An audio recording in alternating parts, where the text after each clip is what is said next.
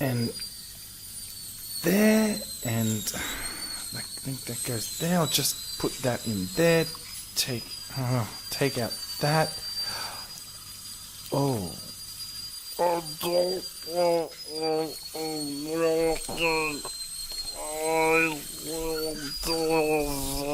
Byrne, would you just shut up and let me get to it? I told you this biology thing isn't that hard, and let's be honest, when I rearrange your brain, you owe me $50 for showing you how easy it is. Oh, that's not good.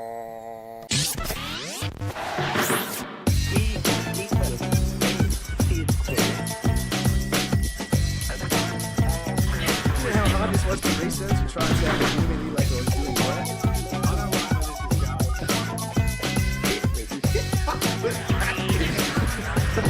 Sci-gasm. Our next guest is a clinical psychologist at FSU. He has conducted groundbreaking research involving MRI brain imaging, which explores the cause of and treatment for phantom limb pain, a condition where amputees still feel the presence of their limbs post-surgery using MRI analysis. That's pretty weird, isn't it? It's really strange. I'm really excited to have our lovely guest, Dr Jens Foell. How are you, mate? Hey, great. How are you? Thanks for inviting me on the show. No, thank you for being ballsy Thanks for enough coming to come on. Yeah, it's 10 p.m. when you are right now, so it's really cool of you to be up as late as you are talking with us. Yeah, I feel honoured. Yeah, I'm not gonna lie. I've had a beer before, so this is kind of my Friday night now. Oh, that's awesome, actually. Yeah, you're one ahead of us, I think. Wade, to the fridge.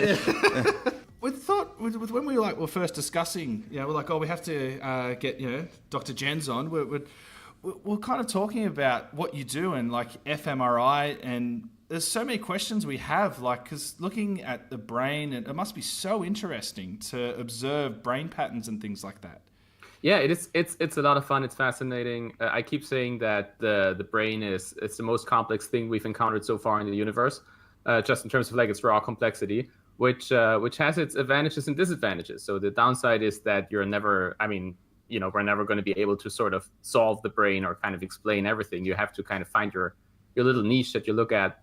But yeah, it's a lot of fun. And what I've noticed that you've said that, and your Twitter handle is FMRI guy. I was just wondering, what is an MRI and how is it used to analyze a human brain? Right. So the MRI. So there's a difference between MRI and fMRI. MRI is what you know from the hospital, where you basically take a picture of your skull, your organs, you find tumors and stuff like that. It's mostly used for medical purposes. fMRI, or functional MRI, is a variant of that. It uses the same device. It's still the same kind of scanner that you would find in the hospital. But what we're actually looking at is oxygen depletion in the brain. So you look for activation, you look for nerve cells that take up a lot of oxygen, because that's how we want to detect where the activation happens, like where the action happens in the brain. So basically the thing that you can do with this is you can just pinpoint very exactly where in the brain activity happens at any given point in time. And we use that to give people tasks. We run experiments and we just observe where stuff happens in the brain, and we try to kind of make sense of that, try to find out if that tells us anything about what's going on. Oh, wow. So what kind of tasks are you giving these people while you're looking at their brain? It runs the gamut. The simplest thing, which is often used for, just for demonstration to see if everything works, is just ask people to sort of tap their fingers.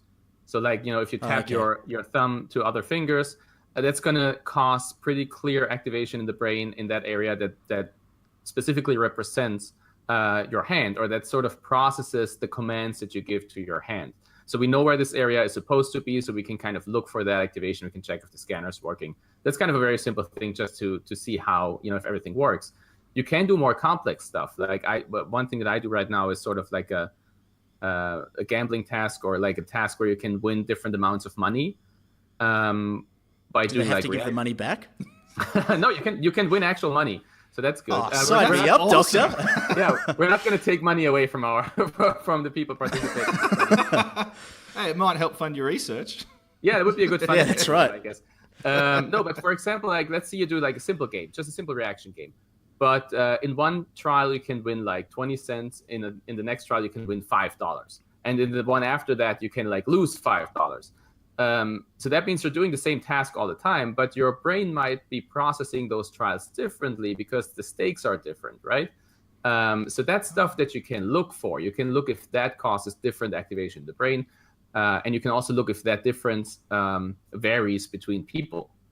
And from earlier studies and from EEG studies and stuff, we know that this does differ. So in people who have, obviously in people who would have like a gambling problem, you would see different activation. But even like in people without a clinical problem, even just with, people with different dispositions towards like gambling or towards like high rewards, no rewards, you would see different activation.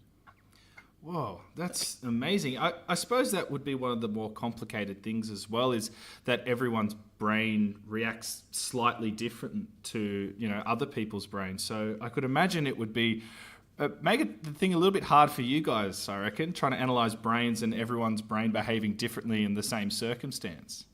Yeah, absolutely. It's a big statistical problem. So the simplest solution for that is throw as many people in the scanner as you can, so that all these differences will sort of cancel each other out. They will even out if you have a large enough group. Must be a You're not putting them all in there at once, are you? No, that's why all the MRI studies, they take forever. It's because you want to have a lot of people, but something it takes a lot of time to do it. And you can see that it's often used as a criticism. If you look at the study and the study has like 9 people or whatever, then people would go like, oh, I'm not sure if I should trust this result because that could just be like individual coincidental variation, depending on what kind of strategy they use, depending on how complicated the experiment is. And nowadays you can kind of share data sets online and stuff. You can save them out. So you have studies with thousands of people, and that helps you to find smaller effects, more subtle effects that we haven't been able to look at before. How is our understanding of the brain developing? Are we finding out that I'm assuming we're finding out that it's far more complicated than we had ever imagined. Maybe not yours.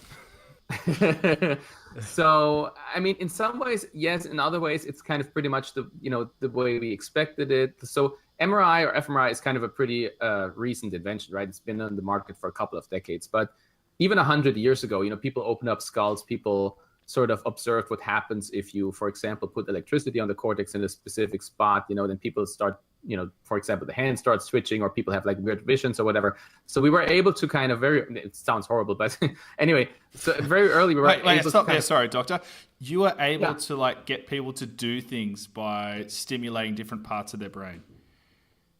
Yeah, I realized I should have kind of started out with that, or kind of explained that a bit more. So the way your nerves talk to each other is via electricity, right? So if you pump electricity into the brain, that's for some cells, it's indistinguishable from actual like legit activation. So I was talking earlier about this area of your brain that sort of lights up, that processes hand movements. If you were to put just open up the skull, put some electricity on there, like on the surface of your brain, the brain would interpret this as moving the hand, and your hand would like twitch or move. Nowadays we have a pretty cool thing that we can use to sort of emulate that. There's a device called transcranial magnetic stimulation, or TMS. What that basically does is you can do that same thing without opening up the skull. Instead, you have like a magnetic coil that you put over people's heads, and you induce electricity in the specific spot of the brain. And I've had that done to myself. Like somebody just kind of waved that coil around a specific spot, and then people around me started kind of like, that was kind of a demonstration for students. People around me started laughing, and I wasn't sure why. And they saw my thumb twitch, and I had no idea that was happening. Like I didn't really feel it. I didn't do it myself. It was just because that area of my brain, was being stimulated at the time. So that's that's kind a of Black weird. Mirror episode, eh? That is, that is a Black Mirror episode. That's incredible. And can you see it developing kind of exponentially in the next few years, where we can start getting people, because the implications This is of that terrifying. I'm sorry. This is terrifying. The implications are amazing. Like in rehabilitation facilities, to be able to walk again, like to promote that kind of movement. To create your own army. Yeah, that's the dream. Do you get conspiracy theorists coming up to you say you guys are the devil and all that type of stuff? On the internet, yeah. Like not personally, but yeah, there's definitely.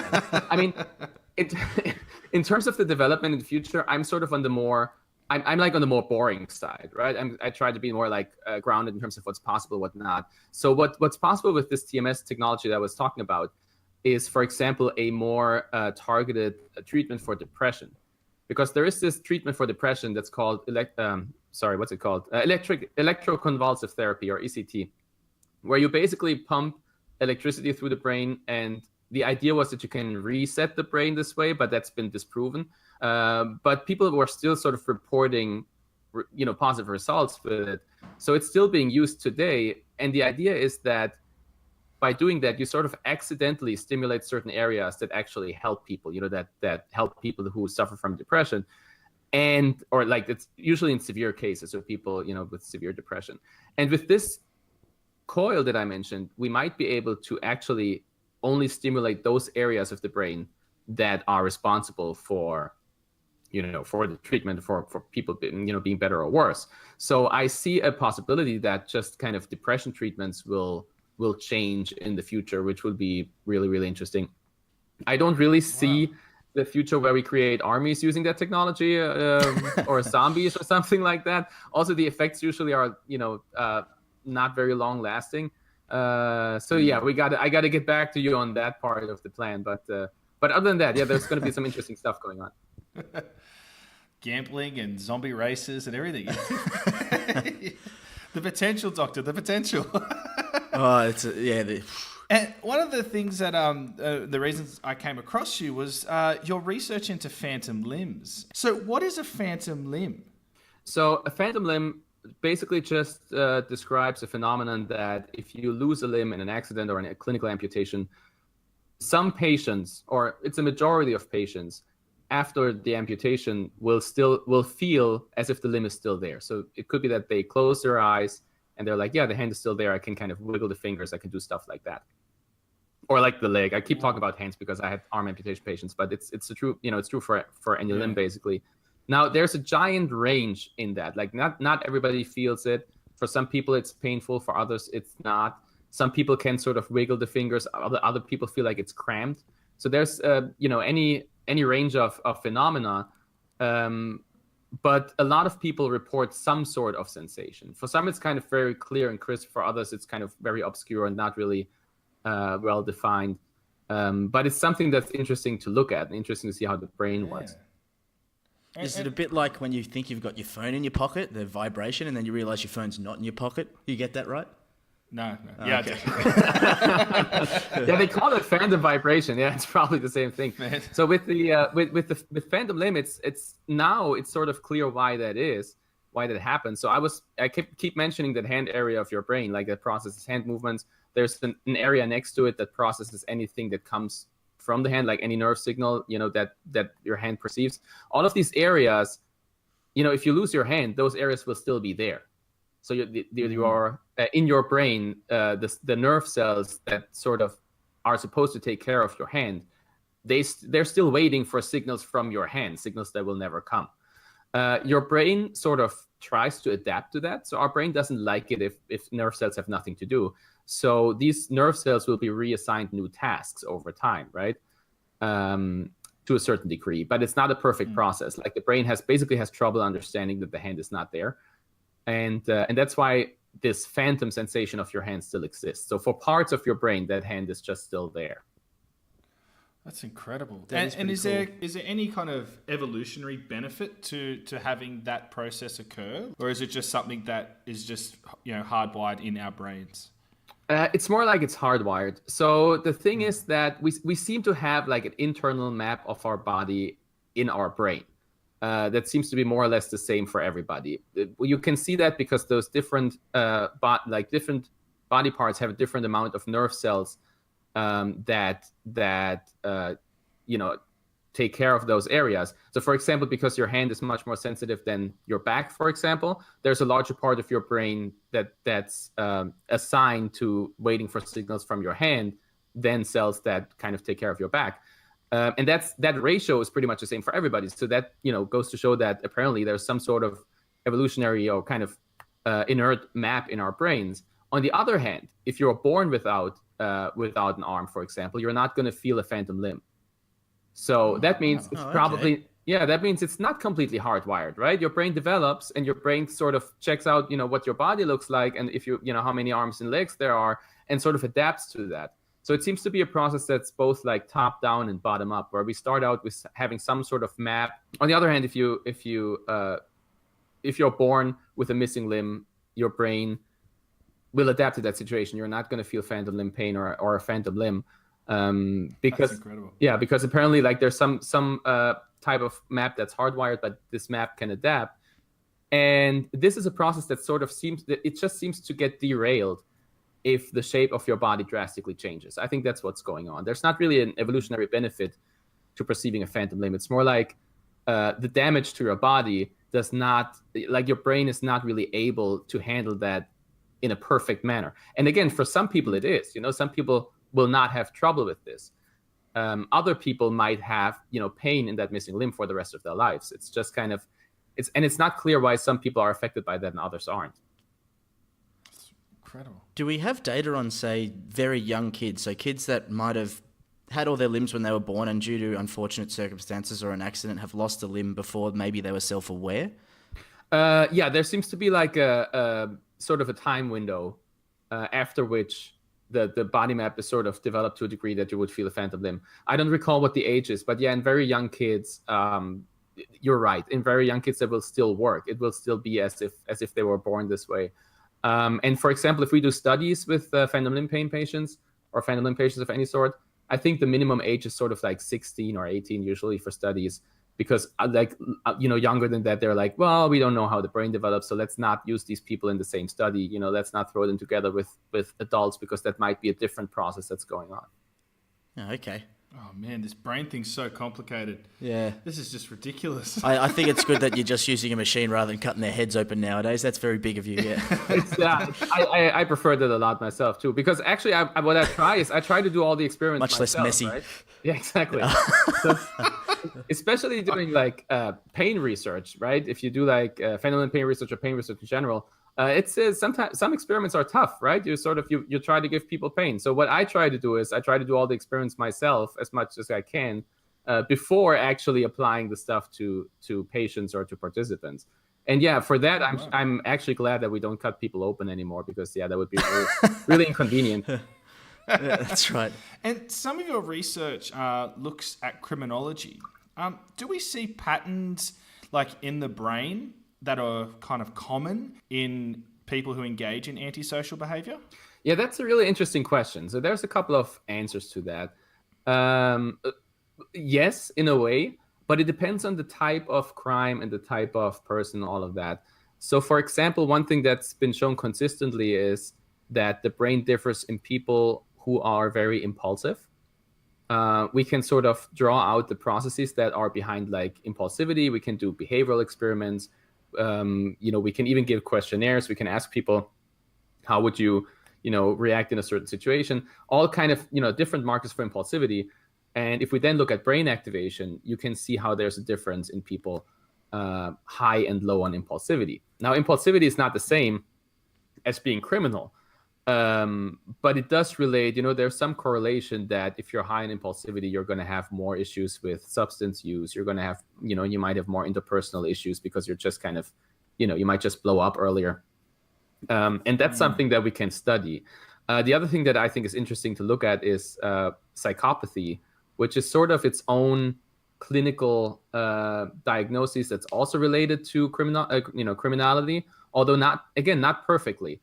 Like you do have a higher rate of psychopathy in prison, but that doesn't mean that everybody high in psychopathy is a criminal, and every criminal is high in psychopathy. It's not a perfect correlation, but it's still interesting to look at. And in people high in psychopathy, you have the same sort of impulsivity. You also have like a lack of empathy. And that's all stuff that we can look at and we can try to draw out with brain scans. Do you find that you have some sort of empathy for people who do engage in antisocial behavior? Do you feel sorry for psychopaths? I think. Yeah. Do you feel sorry? Do you feel sorry for psychopaths at times because of knowing that it's in some cases may not be their fault? It's just the way their brain is. Right. Well, even before getting into brain research, I did like a half a year internship in a prison. And talked to a lot of, prisoners, a lot of criminals, all that stuff. And I mean, different people working in the prison system might have different opinions on that, but I feel like that the empathy angle doesn't really factor in that much.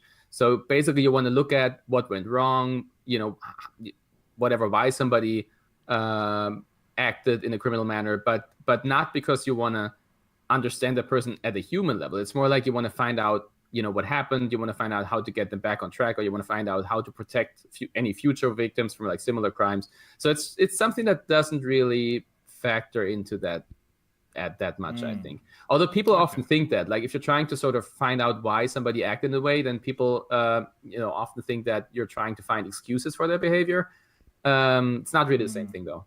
Okay. So are we at a stage where we could scan people and you might be able to go, watch out for this guy, he could be a problem when he gets older, or? Well, that's an interesting question. So not really. What we have right now is that we want to find You're out... off the hook, Wade. We want to find out in people who are high and low in these traits, high and low in criminology, how the brain works. That's not the same as reversing that process.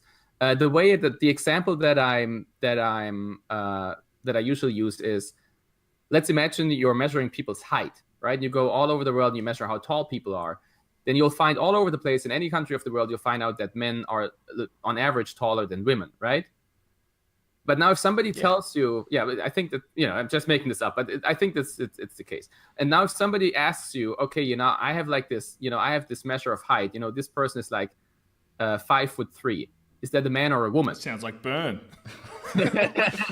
And then you ask like, okay, so I have this height, 5'3" or 5'6". Is that a man or a woman? Then you got to go like, well, I can give you like a statistical answer. If somebody's like, whatever, 6'4", they're statistically more likely to be a guy. But I can't really give you any more than that. I could not take that number and say, oh yeah, this is probably a man, this is a man, this is a woman. And that's the stage we're at with the brain scans. So we can divide brain scans, we can sort of sort them out and categorize them just like you would categorize men and women by height. And it's pretty reliable, just as with the height measurement.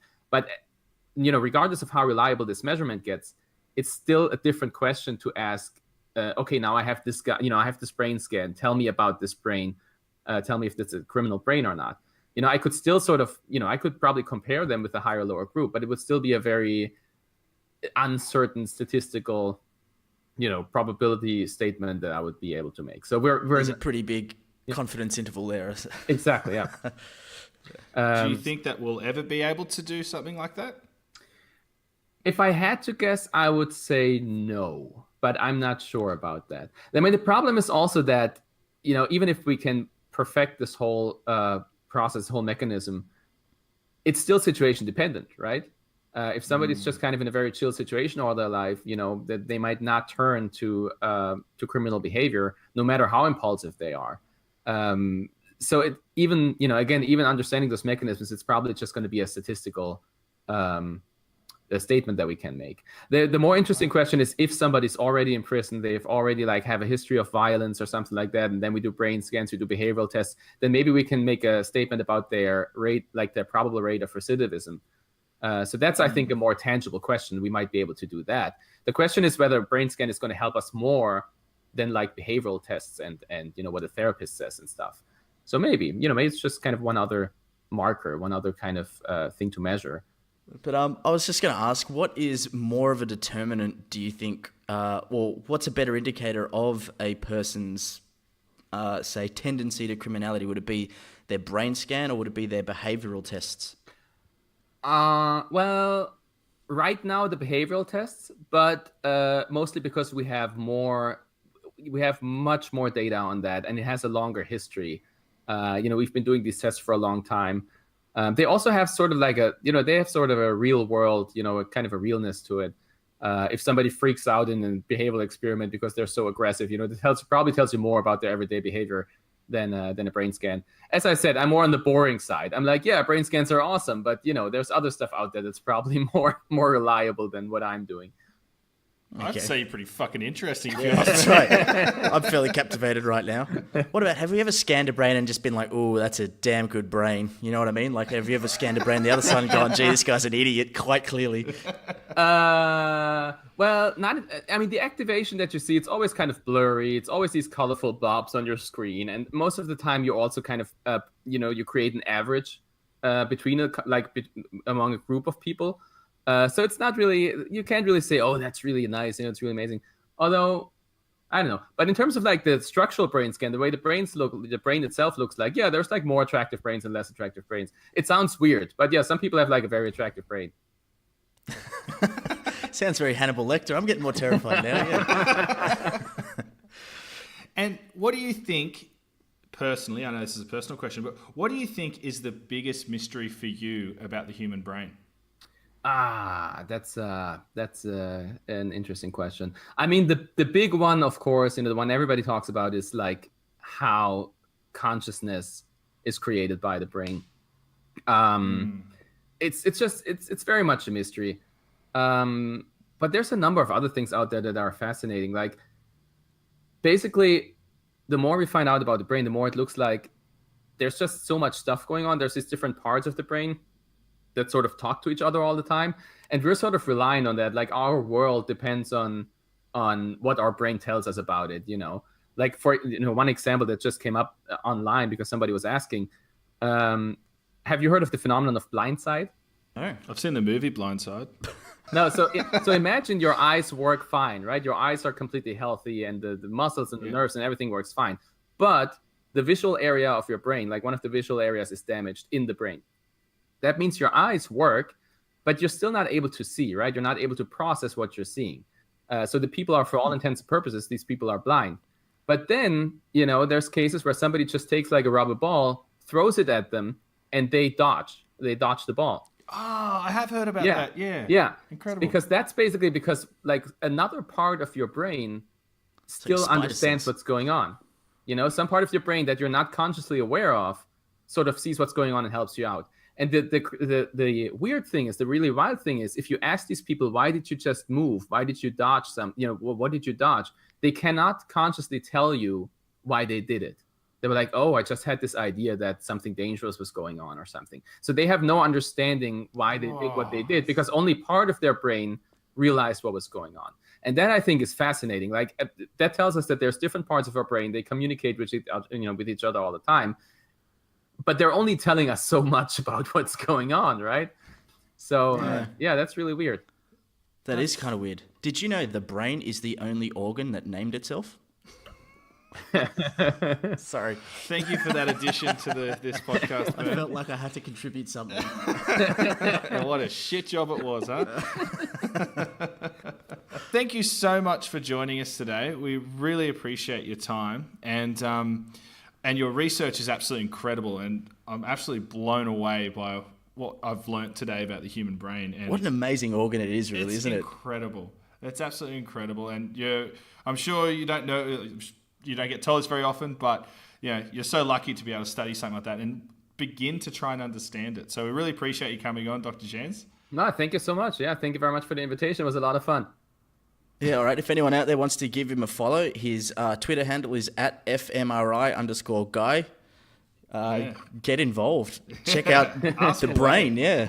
Ask some questions. This is amazing always stuff. Glad to chat about that stuff. So anytime. Thank you so much, Jens. We really appreciate it. Thank you very much. Have a great day.